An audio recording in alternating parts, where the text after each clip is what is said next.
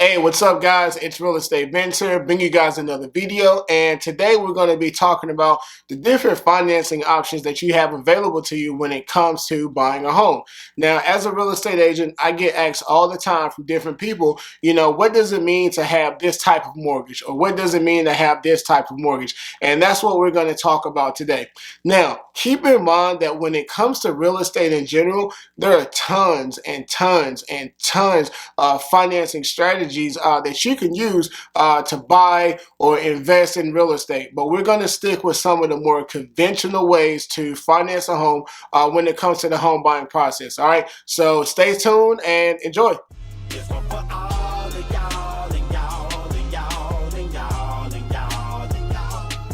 So before we get started with talking about all these different loans, keep in mind that when it comes to your credit score, when it comes to how much cash you have, when it comes to your DTI, otherwise known as debt to income ratio, all those things will play a part in all these different types of financing. So just because you have different options doesn't mean that you continue to search until you find something. Your credit score, your cash on hand, how much cash you have coming in every month, that will play a part in what you can and can't do with these loans, okay? Now, the first loan that we're going to talk about will be a conventional loan.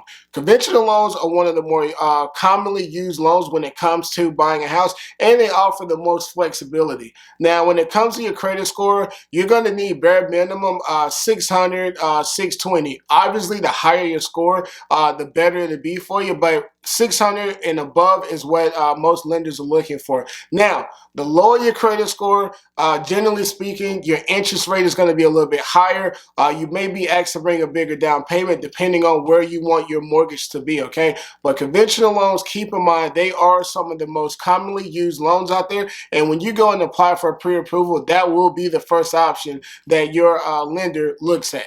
So two other types of mortgages that actually falls under the umbrella of a conventional mortgage are fixed rate and adjustable rate mortgages, okay? And just by hearing the names of those two mortgages, you can kind of semi-guess what they mean. So with the fixed rate mortgage, your mortgage will stay the same.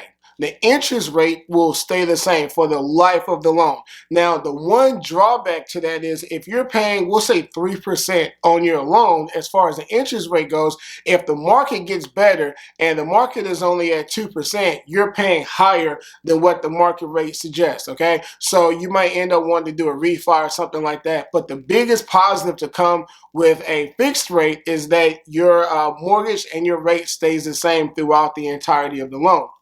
Conversely, when it comes to an adjustable rate mortgage, your mortgage adjusts with the market. Now, the initial 3, 5, or 7 years of the mortgage, it will stay the same. You will have a predetermined interest rate, and then after that initial period, it's going to adjust with the market.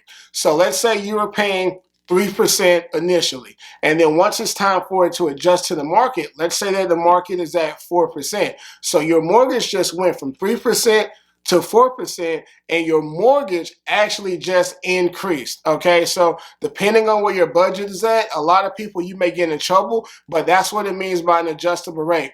Now, as a real estate agent, I don't know if I'm allowed to say this, but like I've always said before, the purpose of this video is to inform the public. When I was actually reading up on adjustable rate mortgages, what I saw was that people who do not plan on being in their house for an extended period of time, a lot of those guys actually go for adjustable rate mortgages because initially they tend to be lower than the market rate. So if you're buying a house and you don't see yourself in that house for more than 5 years, then hey, possibly take that risk and go get you an adjustable rate mortgage.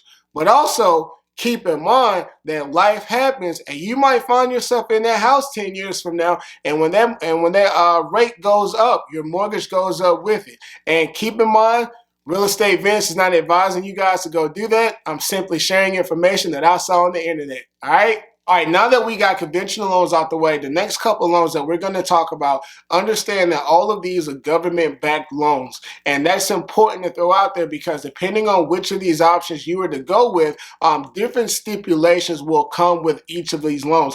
Like I say, with conventional, you guys have a lot of leeway, a lot of flexibility, a lot of negotiating power. But with some of these other loan options, they tend to be a lot more strict. So just keep that in mind as well, all right? So next up on our list is the USDA loan, and this one comes from the Department of Agriculture. And with this loan, this one really depends on where you live at. Okay, so if you got more trees than buildings, typically a rural area, a USDA loan may be an option for you. Okay, now when it comes to USDA loans, your DTI, which is your debt to income ratio, plays a huge part in this. So it needs to be under 41%. And if you don't know what the DTI what your DTI is, go look that up. It's pretty self-explanatory. Now, they will entertain you if your DTI is more than 41%, but it's really going to depend on your credit score, okay? Also, keep in mind with USDA loans, there's no down payment. The target audience, for lack of better words here, is low to income families,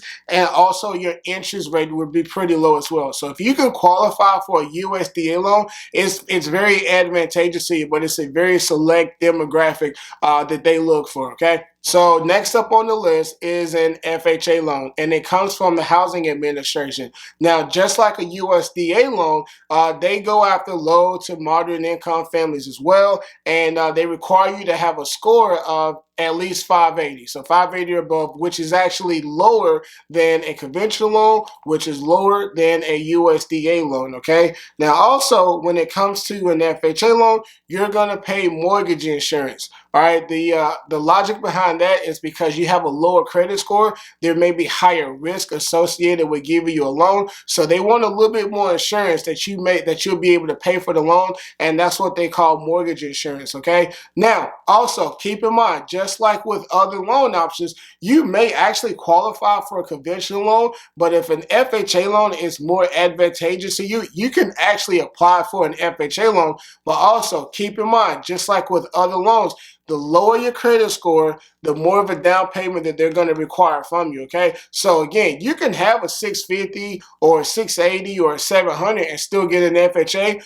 but if you do walk up in there with the 580, then you're going to have to pay a bigger down payment, all right? One of the last loan options that we're going to talk about are VA loans. Now, VA loans, they come from the Office of the Veteran Affairs. So if you served in the military, or if you're currently serving in the military, or if you're a spouse of someone who did serve in the military and that veteran is now deceased, you qualify for a VA loan. Now, when it comes to getting a VA loan, before doing so, you have to apply to what they call a certificate of eligibility. And this basically just says, hey, you meet the minimum requirements in order to get a VA loan, because just because you serve one day doesn't necessarily mean that you can get a VA loan. You have to have had an honorable discharge, and you also had to have served like a minimum time.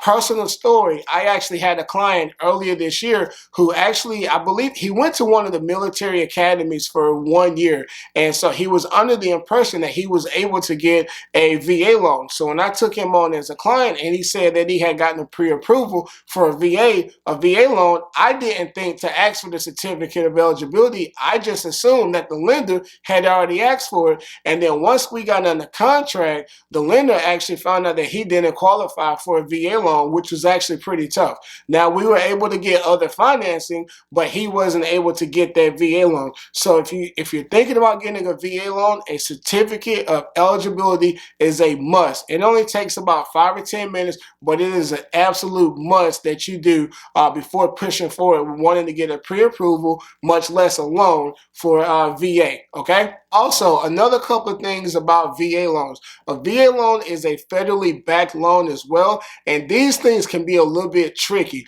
And what I mean by that is when you go under contract, the appraiser has to be someone who's actually endorsed by the VA, and those appraisals are going to be a little bit more strict than if you were to use one with an FHA or if you were to use one with a conventional mortgage. And I'll give you a real life example. If an appraiser goes out there and you have a VA loan, and let's say that there's a barn that's in the backyard, and let's say one of the sides of the barn, let's say that the paint is faded because the sun has been beaming down on it for the last 10 years. If the appraiser says, hey, this side of the barn needs to be painted, it has to get painted, okay? And it's not on the buyer to do so. It's on the seller to paint that. So the buyer has no obligation to come out of pocket with some of the repairs dictated by the appraiser. If the appraiser says A, B, C, or D needs to be done in order for you guys to push forward with this loan, the seller has to get it done. Now, with that being said, most VA loans are pretty easy to deal with from the seller's perspective. So don't hear that and say, hey, I will not accept a VA loan. VA loans are pretty smooth, generally speaking, okay? Also, you cannot use a VA loan for an investment property. It has to be a house that you're buying to live in, okay? And I think that's it for VA loans, all right? So we have two other options when it comes to buying a house that you guys can use. One of them is what we call a construction loan, also a jumbo loan. And essentially what that means is you're buying a house that either needs to be built or it needs to be repaired, okay? So we'll go with the repairs for right now. Let's say that you walk into a house, you're ready to buy it, you do the inspection, and let's say there's $10,000 to $15,000 worth of repairs that needs to be made to the house. What you can do, you can apply for what we call a construction loan, and after you buy the house, you will have someone come in there and actually make all of the repairs, and then you'll go ahead and you'll move into the house. And what happens, however much that you apply for in regards to the repairs will actually get added onto your regular mortgage, and that's why we call it a jumbo loan. Okay, now with the construction part, if your house is currently being built, then basically the first part is you're paying for the house to get built, and then it gets tacked on to the actual mortgage. So we're combining them together, which makes it one huge jumbo loan. And last on the list is seller financing, which can lead to what we call a land contract. So let's say you walk into a house, and we'll say that the house is $100,000 and the mortgage is $1,000 a month. I know those numbers don't make sense, but I'm just going with simple numbers, okay? And let's say that you can't get financing for a $100,000 loan, but you can actually make payments of $1,000 every month. So essentially what you would do, you will agree with the seller or the homeowner that you can move in the house, you can take possession of the house, and you essentially will pay the seller rent, okay? So you're going to pay the $1,000 every month to the seller, and the seller will use that $1,000 to pay the mortgage off. And then after however long you guys type up the contract, it can be 1 year, it can be 3 years, it can be 5 years, it can be 7 years, or any time before the end of the contract, you guys can apply for financing. And once you get approved for that $100,000, you can now actually buy the house from the seller, and the equity that you've built up while paying rent, depending on the terms of the contract, you may be able to get that equity whenever you buy the house. Now, there's a lot of risk involved when it comes to land contracts, okay, on both sides. If you as the buyer or a potential buyer move in and you're paying the seller $1,000 every month, and the seller decides that he, she, or they do not want to actually pay the mortgage and they get foreclosed on, you have to move out the house. Even though you've been paying the money, you have to move out the house. Conversely, if you decide you do not want to pay, now the seller could potentially go into foreclosure because they have a non-paying tenant. So there's a lot of risk on both sides. There's a lot of reward, and it really, as long as you guys pay the money and as long as the sellers pay the money, everything is okay.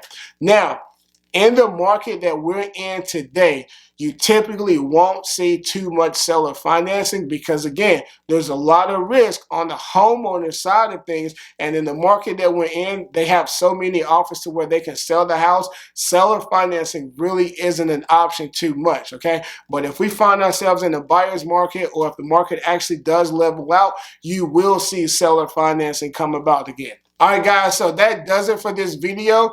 I hope I was able to explain that in a way that didn't confuse you too much. If so, just drop some questions and comments below. I would love to come back and do a follow-up video. And as always, I appreciate you guys for watching. Thanks.